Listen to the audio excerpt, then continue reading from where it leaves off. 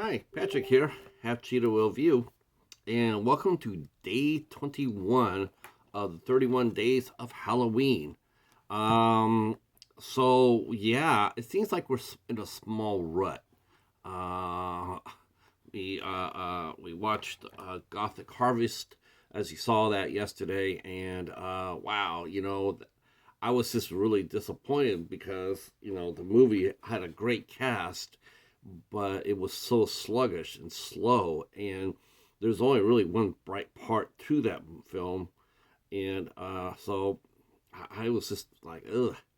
But that's the thing about doing 31 Days of Halloween. You just never know what you're going to get.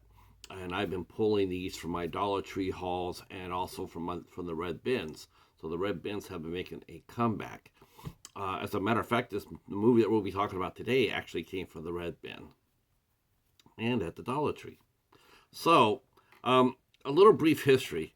So, I am not the biggest fan of this director, Nicholas Winding Refn.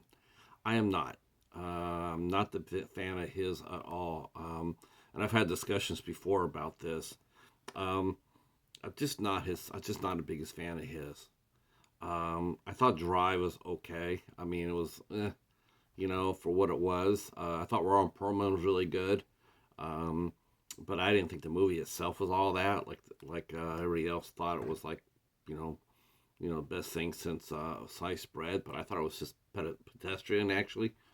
But anyway, but I'm not the biggest fan. But I had heard a lot of things about this movie that we're talking about today, and that is the Neon Demon. Now, I think I actually mentioned this movie when I did my review of Consecration, which came out was earlier in the 31 days, because that this movie featured Jena Malone in it. So I picked this out yesterday. I saw so looking for what to watch today. So I picked this out, and I knew this was a Nicholas Winding Refn film, and I was like, okay, but the cast was just so great on paper. It was just I have never seen it. I just see people who reviewed it. So I said, okay, it's brand new. I haven't watched it. Let's do it. So I go ahead and open it up, and I go ahead and watch this movie. It was only because it was for the 31 days of Halloween that I actually finished it. But wow, if I had ever had any sort of doubts about why I do not like Nicholas Winding Refn's films, this put it in with a freaking nail, train nail, concrete nail, any nail, a nail gun.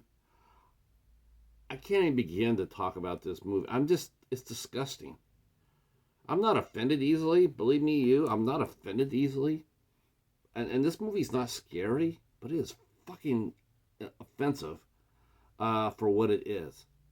Um, I mean, maybe he's talking about in symbolic terms, but you could have did a lot better with this. But I'm going to tell you what this movie's about on the surface, and then we can talk about what it means, because it is a symbolic film. I don't think it's supposed to be taken literally. I don't know. God, I hope not. But who knows, right? With him, you just never know. So anyway, so the movie starts off. We see a model who's posing, and she's posing as like she's dead. In fact, it's the picture right here. The movie opens up like this, and so we see that it's a young aspiring model named Jessie, who's played by Elle Fanning, um, of the Fanning sisters. Her sister Dakota also is an actress, and she has just gotten here from I believe Georgia, if I'm not mistaken. She met in Georgia, and she just got into LA, and she's trying to break into modeling, and so she meets her first boyfriend Dean, and he takes pictures of her, and she starts going around to the some of the shoots. She starts getting a little bit of work, and she gets befriended by a makeup artist named Ruby, who's played by Jena Malone, and Ruby introduces her to a couple of older models. Uh, Sarah and Gigi.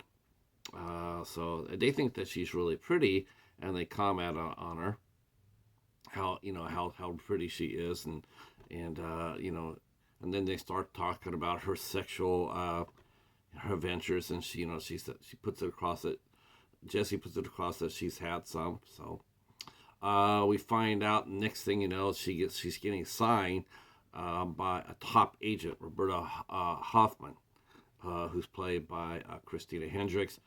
Christina Hendricks also had a small part in Drive. But anyway, and Christina Hendricks looked actually really great in this movie, by the way. She looked really good.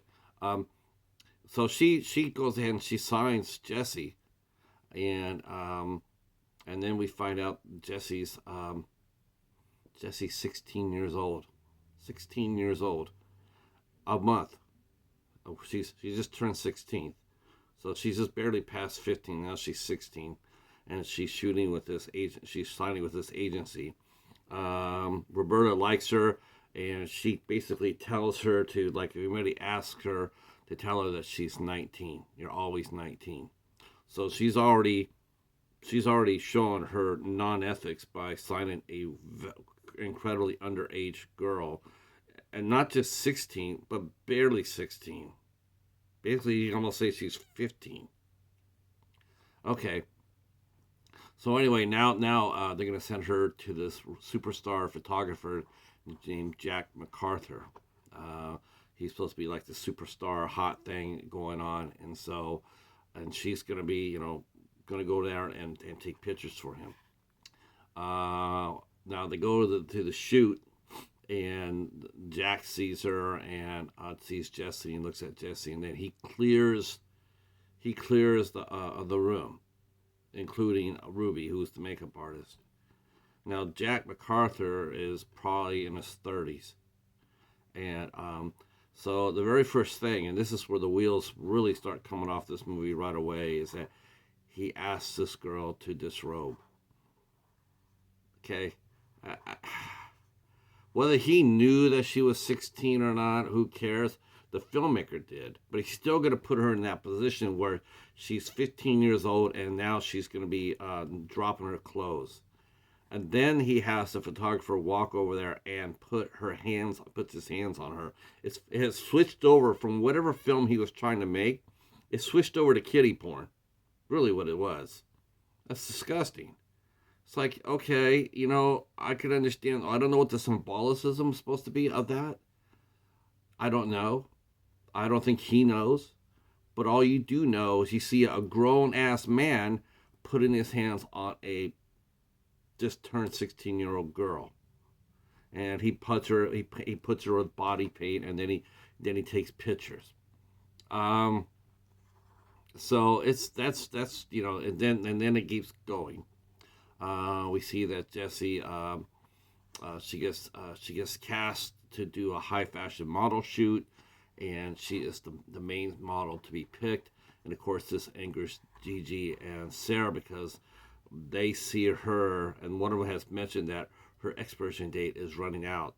You get discovered at 18. You get superstardom at 21, and you're old news by 24. And yeah, that's how it is in the modeling world. I mean, in a lot of respects. I don't know how it is now. I don't know, but I mean, that's how it was back in the early 2000s, in the 1990s. I think the windows are much bigger. We're more inclusive of older models. So anyway, so Jack Sarno is Robert Sarno is the big fashion designer who has Jessie to model for him, and so she's the main model. She does her walk, and then she goes down to the bathroom and she sees Sarah, and Sarah's just really distraught because she knows that she's running out of time as far as being considered a top model. Well, she drops her purse everywhere, and when Jessie goes to help her, she gets cut on the hand. And so then we see her. She's living in this Fleabag motel. Dean really likes her. Dean's her first boyfriend, but when she tells him how old she really is, Dean, he fights himself over it, like they go on a date, and he knows that she's really underage, and he's respectful at the same time. He does try to kiss her at the end of the date, and she puts that off. She also, at the Fleabag Motel, she comes back from a shoot or some sort of engagement, and she opens the door and she sees that there's something in her room, and she goes down to the hotel manager, who's played by Keanu Reeves of all people, real sleazy, and says that there's something in her room. So they go up there and they break into her room because the key doesn't work, and then they deal with what's inside. I'm not going to spoil that for you, but it's pretty. That's probably though the best part about the movie. To tell you the truth, that little bitty bit. Okay, so she said that she's got blood all over her hand, and she's in trouble, and so but Jessie faints. She faints, and then she starts. We're not really sure if she's dreaming about this or not. We're not really sure now. According to what Ren is saying, that Jessie is having a nightmare where Keanu Reeves' character comes up to her room. He breaks in, and he basically, by the use of a gun in her mouth, is having her, give him fellatio. 16 years old girl. This is the image that Ren has put in front of us, of a grown man with a pistol, symbolically putting it in her mouth, like she's given him a sex act. Yeah. Oh, and this story, by the way, was written by three people. It's supposed to be written by two women, which I sincerely doubt, and Ren, which I sincerely believe. Uh, so so she has this dream. She wakes up, and she hears a tremendous noise next door, and we find out when Hank had told Dean that he had a 13-year-old girl, come in, running away, and was staying in the room next to Jesse's. So when Jessie wakes up, she hears what she thinks is the sexual assault going on next door, which it probably was. You hear a lot of terrible screaming and cries and everything else. And so she calls Ruby, and she asks Ruby if she can come over to Ruby's house. Now we see Ruby. Ruby's not only a makeup artist, but that's her side hustle. Her main gig is that she works at a funeral home. She gets bodies ready for burial. Uh, so she goes over to Ruby's house, and Ruby has liked her, has been attracted to her, and she makes a sexual move on Jessie. She takes care of her, but she wants to initiate sexual contact with her. 15-year-old girl. Jessie pushes her off, says no, and Ruby's, she's shot out of the saddle, so she leaves the room. The next day, we see Ruby back at her day job, and she's fantasizing about Jessie so much that she commits an act of necrophilia. Necrophilia. I just, that's the second time I've seen something like that in a movie. I don't know where this is coming from. Really, but yes, that's the character. Ruby performs the act of necrophilia on a dead body that she's working on, because she's fantasizing about a 15-year-old girl. Do you see how fucked up this movie is? This is one twisted, ugly movie. It's symbolicism or not, it's an ugly movie, and there's no redeeming value here for it at all. It's just, yeah. So now, now we see Ruby as comes home and she sees Jesse, and Jesse sees Sarah and Gigi, and all of a sudden they start fighting among each other for no reason. There's no explanation for it. They just suddenly show up at the house, and Ruby ends up pushing Jesse into an empty pool, which basically kills her. And we see that Sarah and Gigi, they ate part of Jesse, and Ruby bathed herself in Jesse's blood, sitting in a bathtub. So, that's what they do. They kill her. They butcher her. They eat her. The two Sarah and Sarah and Gigi eat her, and Ruby bathes in her blood. Okay. So then they go to the next day. They all go to Jack MacArthur's house. He's doing another photo shoot, and then Sarah and Gigi are there, and they start getting sick, and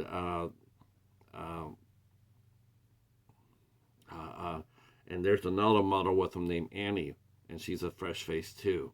And then suddenly Jack notices Sarah, and is enamored by her because she ate part of Jesse.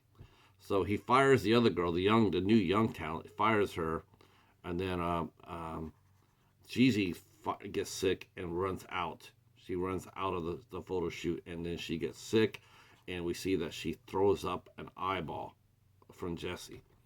Then she takes a pair of scissors and kills herself. Gigi then, or Sarah, after Gigi vomits up the eye and kills herself, Sarah takes the eye and eats it.